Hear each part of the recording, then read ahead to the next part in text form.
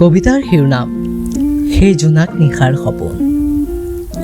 কথা দীপলু বৰা, আবৃত্তি অংশুমান।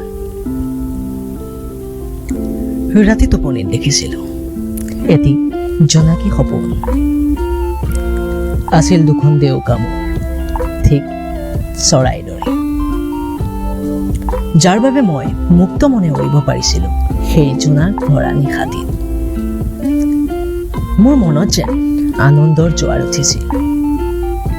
ডাৱৰবোৰেও মোৰ লগত খেলিব ধৰিছিল। চিকমিকাই আছিল তৰাবোৰ, প্ৰতিটো তৰাই যেন মোলৈ চাই চকু টিপিয়াইছিল। পাতিছিল সুখ দুখৰ বহুতো কথা সেই জোনবাইৰ লগত। নাছিল কোনো ভয় কিম্বা বাৰুদৰ শব্দ। চৌদিশে বিয়পি আছিল কেৱল শান্তিৰ সুবাস। নিজকে সেই জোনবাইৰ দেশৰ কিবা সপোন কোৱাৰ যেন অনুভৱ হৈছিল। ক্ষন্তেক সময়ৰ বাবে হ'লেও যান্ত্ৰিকতাৰ পৰা কিছু যেন মুক্তি পাইছিলোঁ। এনেকুৱা লাগিছিল যেন সেয়া কোনো সপোন নাছিল, অথচ মোৰ মনে বিচাৰি ফুৰা সেই খাইলাখ পৃথিৱীখন। সাৰ পোৱাৰ লগে লগে কল্পনাৰ পৃথিৱীখনৰ পৰাও বিদায় লৈছিলোঁ।